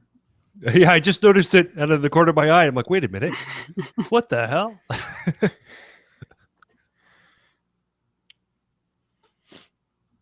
We need a freaking palate cleanser. Oh, okay. She said no pain. Sorry, Spangled Lime said no pain. He said they'd be tortured for the murder. Okay. Right. But didn't they kill everybody who went through it? Refused. Anyway? Yeah, and he said that he had no knowledge of that, and he just wow, the lies. All right. All right. If we have to come back to that, we will. All right. On we roll. Tanga. Ted, yes. Because I said I never wanted to live with you guys. And I appreciate you for everything. You're the only, and I appreciate you. Please, can we hasten with that medication? You don't know what you've done. We don't know what you've done. They've not actually done anything. But being a part of the collective, if one member of them does something, then they've all done something. It's pretty fucking heavy to not be able to distance yourself from people within the group. I mean, even if you would normally, you're not allowed. Then you are having that sense of personal responsibility for everybody else, and you're not just thinking about yourself. You're thinking about the collectives. If I do this, then it's going to affect everybody, and then you can also use the guilt that you've done this to the group by doing that. Yeah, you caused us all to have collective guilt or collective shame or whatever. Pain, yeah. Right. That's fucking shitty as fuck, but yeah, I mean, it makes sense because you would definitely keep people in line with what you wanted them to do if they were then responsible for everybody else in the group with every action that they took or every move that they made. All right, Tanga. Okay. I tried. Move, please move. What's the company with 2 GDF?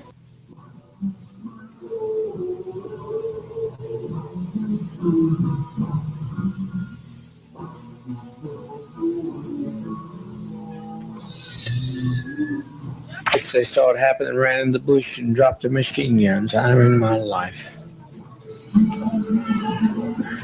But there'll be more.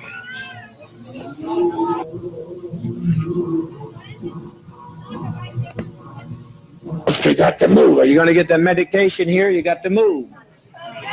Marston, there's about 40 minutes. You have to move, and the people that are standing there in the aisle go stay in the radio room yard, but everybody get behind the table and back this way, okay?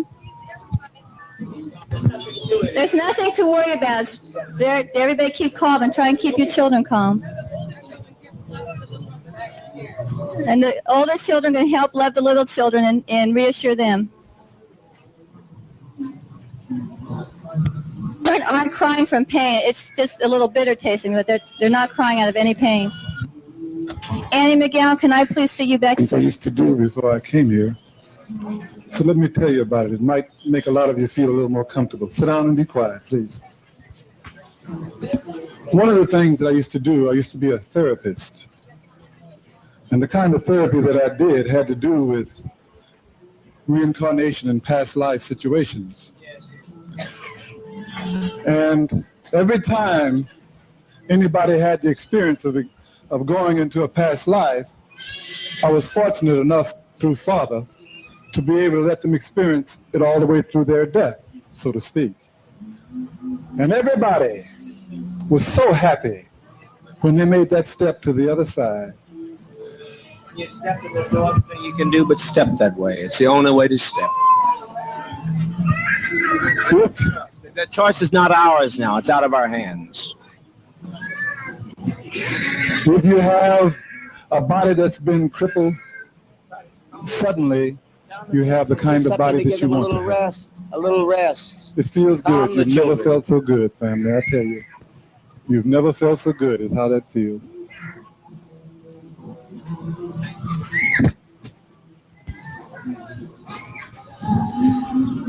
Tango. And I do hope that the mix of that music and the kids crying and man. It's a little bit too much, isn't it?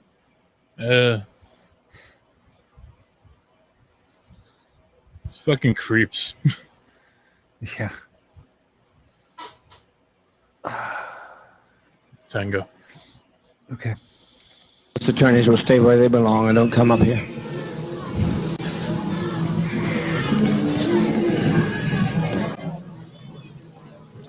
What is it? What is it? Get what? It's hard. It's hard. Only first. Only at first is it hard. It's hard only at first. Living, you're looking at death. It's only living is much more difficult.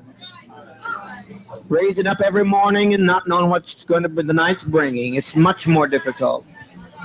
It's much more difficult.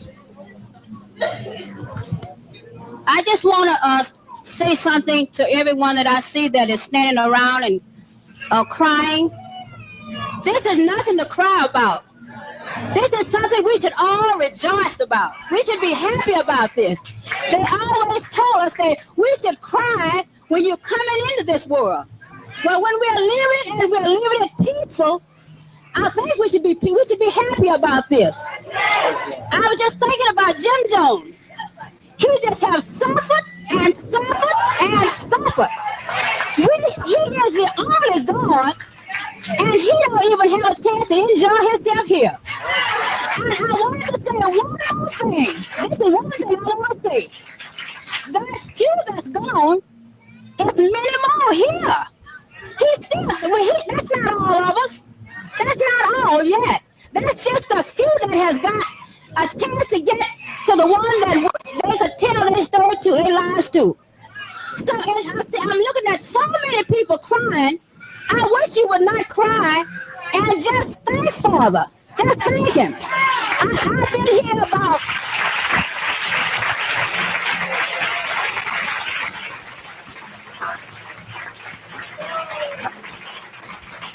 I've been here 1 year and 9 months, and I never felt better in my life, not in San Francisco, but until I came to Jonestown. I've enjoyed this life. I've had a beautiful life, and I don't see nothing for us to be crying about. We should be happy. At least I am. Let's sing some little things.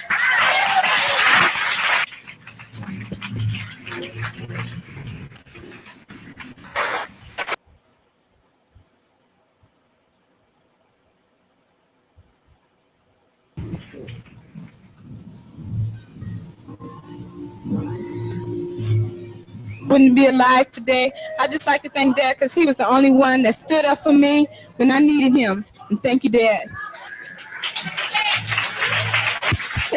I'm glad you're my brothers and sisters, and I'm glad to be here.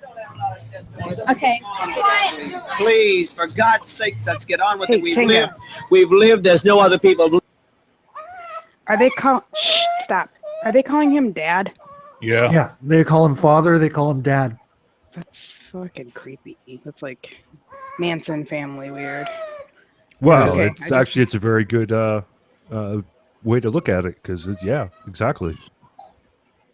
That's creepy as fuck. Okay, I just wanted to make sure I was hearing that right. No, you heard it correctly. Ugh. Okay. Tanga. Very little left to go. Lived and loved. We've had as much of this world as you're going to get. Let's just be done with it. Let's be done with the agony of it. It's far, far harder to have to watch you every day die slowly. And from the time you're a child to the time you get gray, you're dying. It's honest, and I'm sure that they'll pay for it. They'll pay for it. This is a revolutionary suicide. This is not a self-destructive suicide. So they'll pay for this. They brought this upon us, and they'll pay for that. I leave that destiny to them.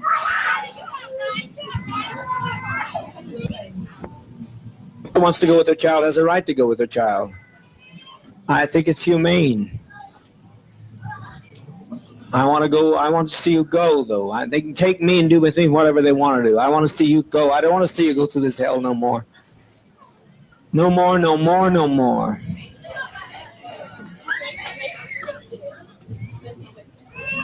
We're trying. If everybody will relax, the best thing you do to relax, then you have no problem.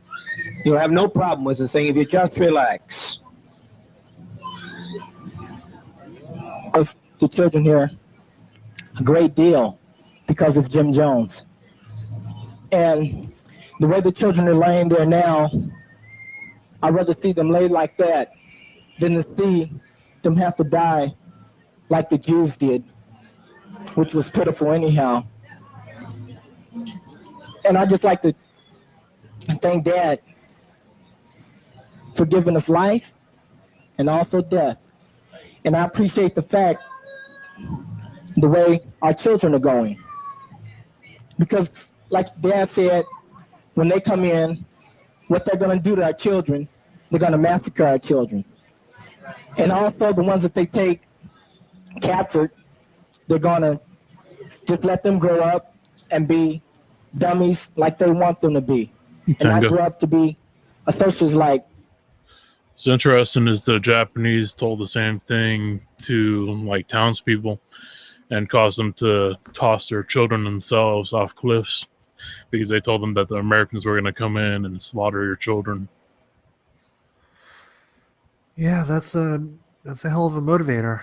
I find the whole everybody dies slowly, so you might as well just do it. Like that is just messed up logic. I mean, yeah, okay, everybody's dying slowly since the day you're born. That's no reason to kill yourself. Right. Well, the thing is that he's a selfish person. He knew that this was the end for him. He didn't care about, his fellowship. Oh no, not at all. He even his own people were like, the one that's really suffering is Jim Jones. They made the comment a little while ago that he's like a crazy ex-girlfriend who's like, if I can't have you, then nobody can. Yep. Well, yeah, that is a very good comparison, because he felt that if he was no longer around, then those people would might as well be dead. Yep. What a prick. Yeah.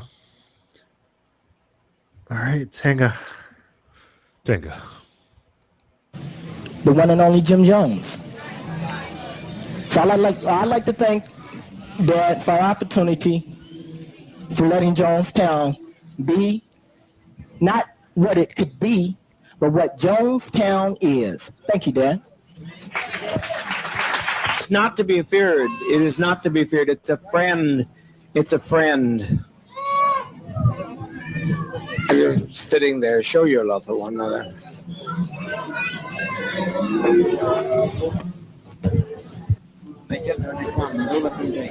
Let's get calm. Let's get calm. To us, we had nothing we could do. We can't separate ourselves from our own people.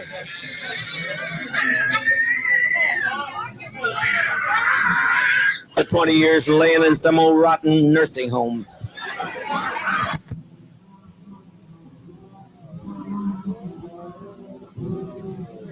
Taking us through all these anguish years.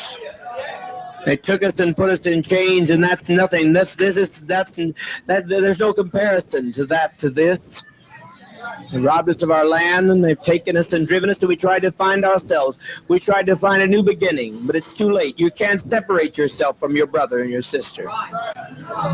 No way I'm going to do it. I refuse. I don't know who fired the shot. I don't know who killed the congressman.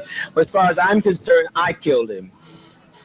You understand what I'm saying? I killed him. He had no business coming. I told him not to come.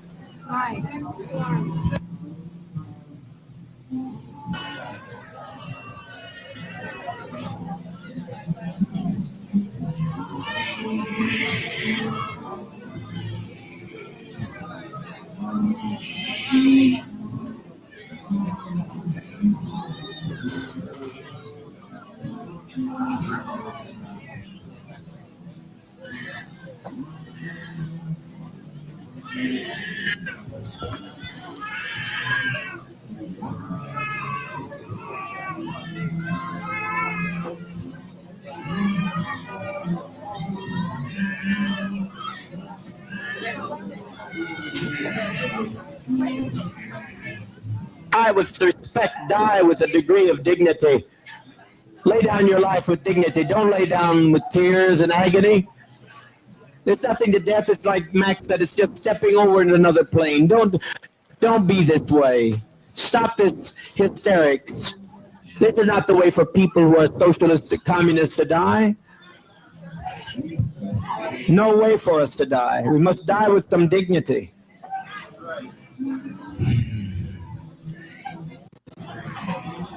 Soon we'll have no choice. Now we have some choice. You think they're going to allow this to be done and allow us to get by with this? Must be insane. Children, it's just something to put you to rest. Oh, God.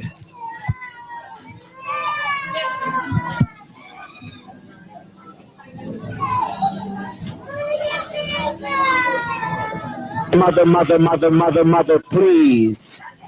Mother, please, please, please, don't do this, don't do this.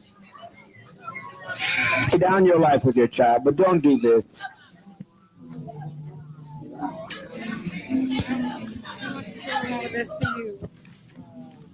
Free at last. Peace. Keep your emotions down. Keep your emotions down. Children, it will not hurt if you'll be quiet. If you'll be quiet.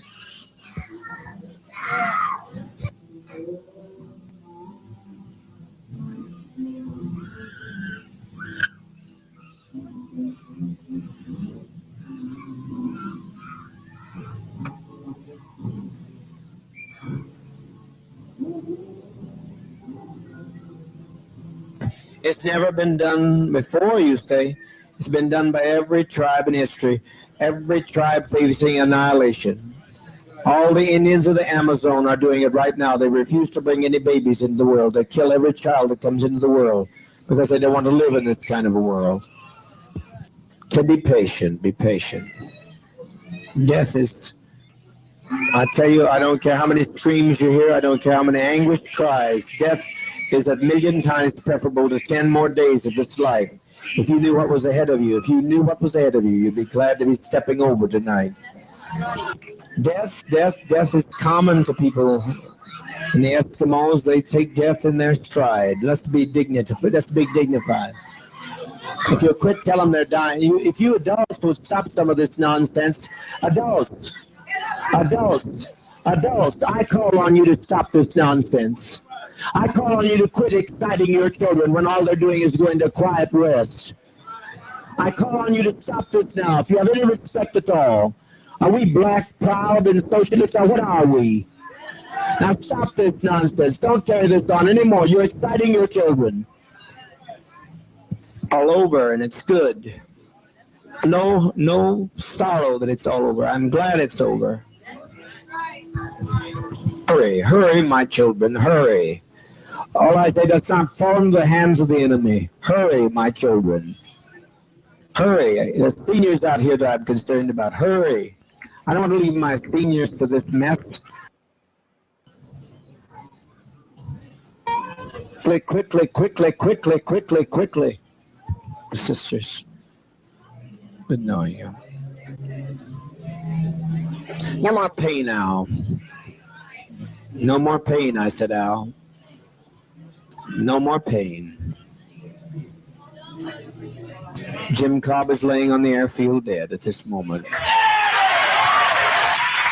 Remember the Oliver woman said she come over and kill me if her sons wouldn't stop her. These are people, the peddlers of hate.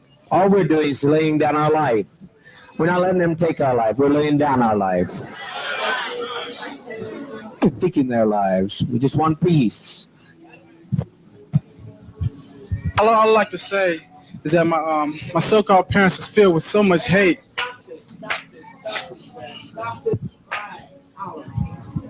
And treachery. I think you people out here should think about how your relatives was and be glad about that the children are being laid to rest. And all I like to say is I thank Dad for making me strong to stand with it all and make me ready for it. Thank you. I can do them. All they're doing is taking a drink to go to sleep. That's what death is, sleep. Whatever. I'm tired of it all. Loving thing he could have ever done, the most loving thing all of us could have done. And it's been a pleasure walking with all of you in this revolutionary struggle. No other way I would rather go than give my life for socialism, communism. And I thank Dad very, very much. That Dad's love and bring. His mother was the advance God.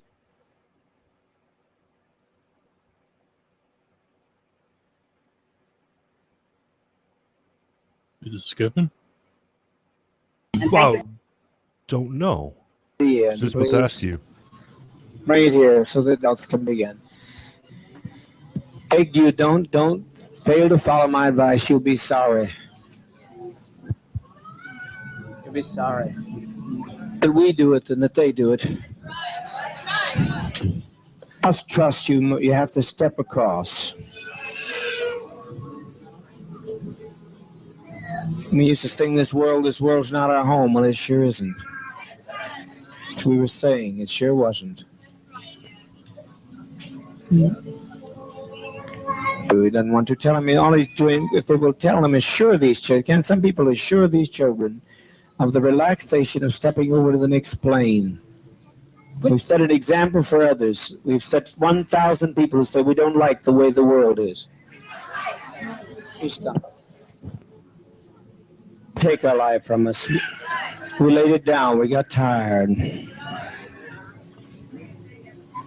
We didn't commit suicide. We committed an act of revolutionary suicide, protesting the conditions of an inhumane world.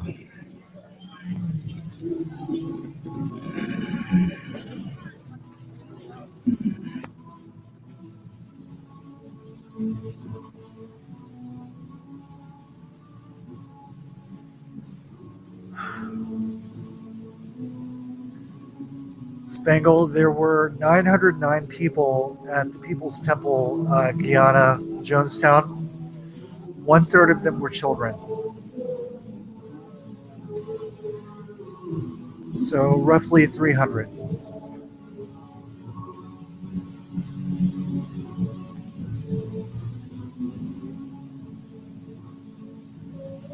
I'm pretty sure that's the end. Pretty close, yeah. Might as well let it play out. With the creepy ass music. Yeah, no kidding. Well, it's pretty much at half speed. Yeah.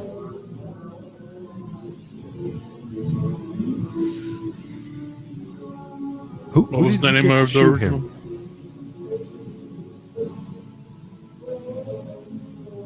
One of his. If there's anything else. Probably one of the people that. Well, I mean, yeah, it had to be somebody there. I was just curious if there was like any kind of record of who it was. I guess there wouldn't be.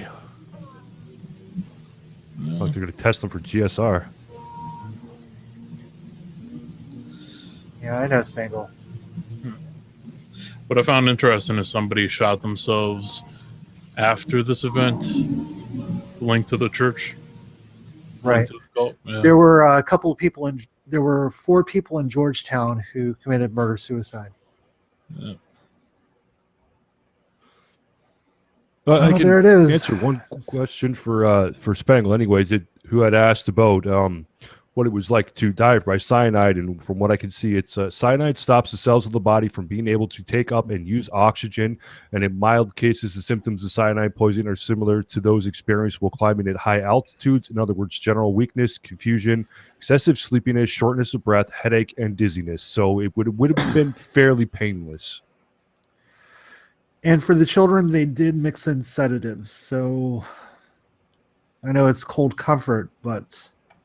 Yeah, I think the crying was just from them being scared because of, I imagine, at least some of the parents when they would have kind of well, kids are very intelligent and can pick up on things like that. So they probably knew what was going on. I imagine they did.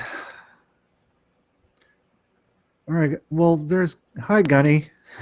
You kind of came in at the tail end, sir. All right. So let's go with final thoughts. Failure, go ahead. Can't really say much after hearing that, man. No, you really can't, can you? Miguel, do you have any final thoughts? Just that the very eerily similarities to current times is what actually gets me the most. The mentality that I see, just the cult-like mentality in the current social justice groups. These kind of just the similar attitudes and theories and ways of talking about people is just it's creeping me right out. Yeah, that's why I kind of thought it was important that we take a look at this or listen to this. Do you think there's any social justice cults happening right now, especially with Trump being in office? It's possible.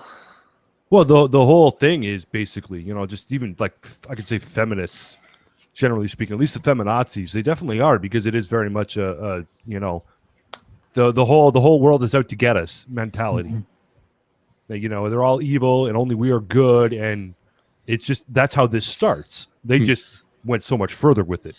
For a while, I was into survivalists and stuff like that, but the only thing is that you always found in these groups a mindset of we have to prepare for the government or some sort of entity cracking down and going against the people. Which is, I mean, that's exactly what you saw at the Trump's inauguration. The whole government's going to come after us, and it's just the same kind of mentality that lines up. I mean, they're not as extreme yet, but there's similarities. It's going to take a while to wash this off. And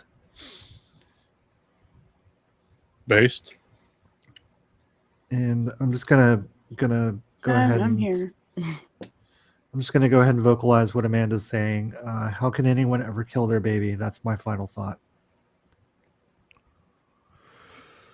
In this particular case, I guess it's just that you thought it was the humane thing to do, or you were led to believe it was the humane thing to do. And in those circumstances, yeah, I could kind of see that it was killing your kid in a humane way as opposed to them being tortured. It's not really a hard choice. Mm-hmm. Right. Well, and also, there are hundreds of women killing their babies every single day.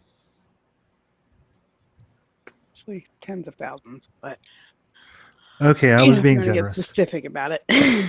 I was being generous, Mama. You mean after? Yeah, there are hundreds every day of women who, mostly women who murder their newborns or young children. But in this case, it was sold the same way. I mean, if you want to get philosophical about it or whatever, it's under the same guise. It's more humane to do it this way and to let them live on and suffer, even though exactly not what would have happened.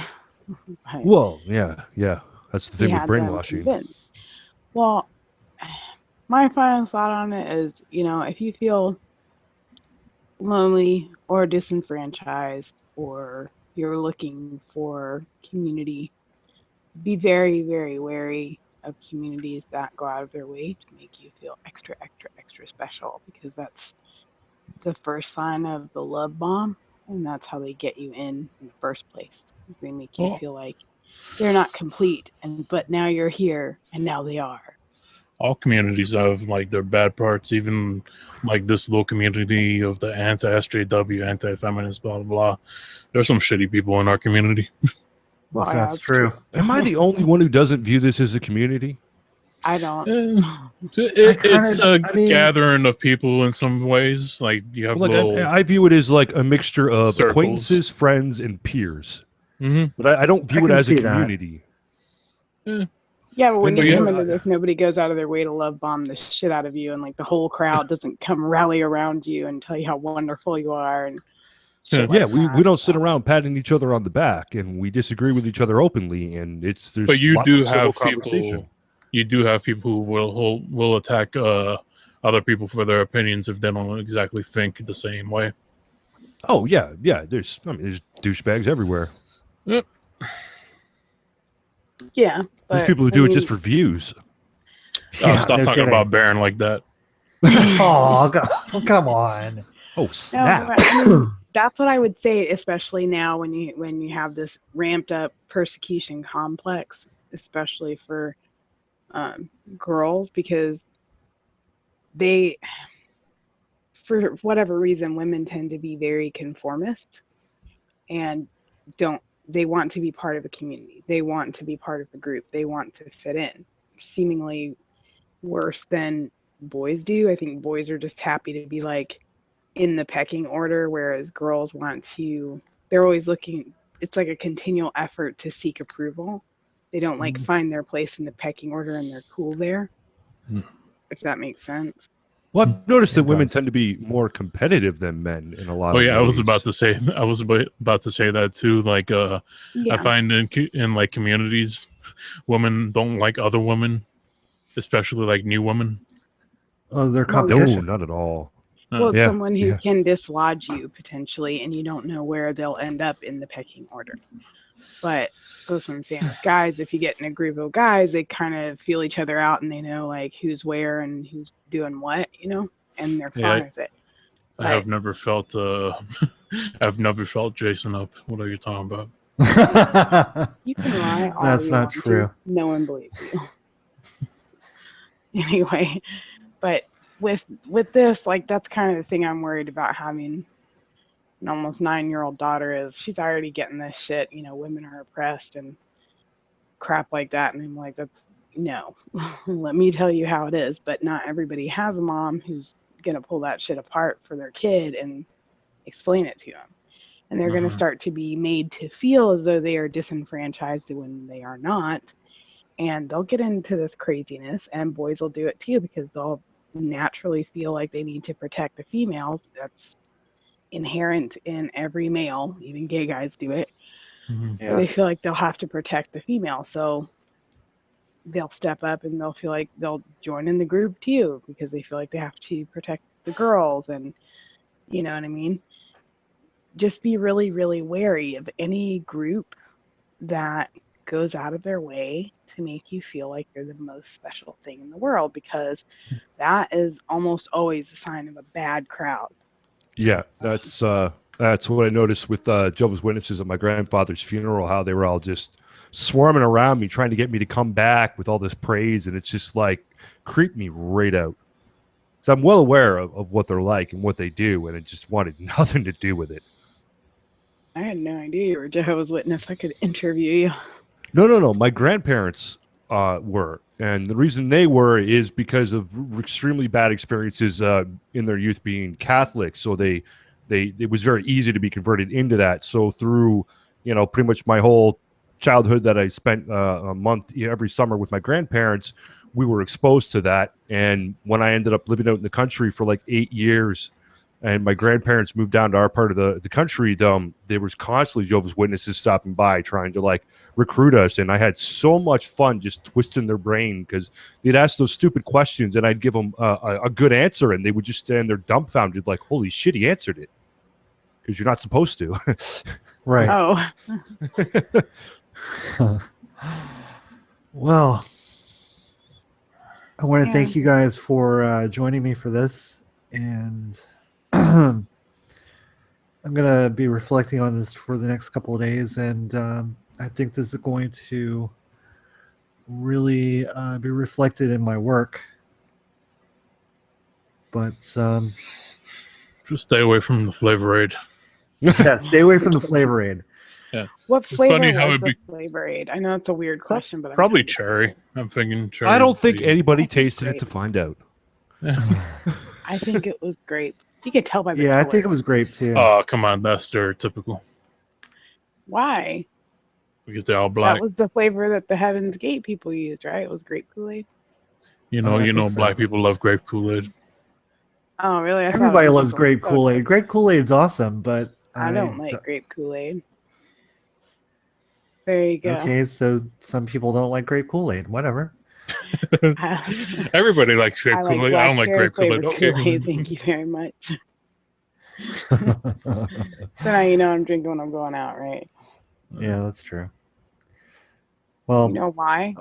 Because if Why? you mix it with vodka, it does a really good job of hiding the vodka flavor when it's really cheap vodka, so it doesn't smell quite so much like gasoline. oh, there you go. There you go. I hear you can run it through a filter a couple of times and it'll be just right, like a Brita. That's a lie. I'm actually really drunk right now.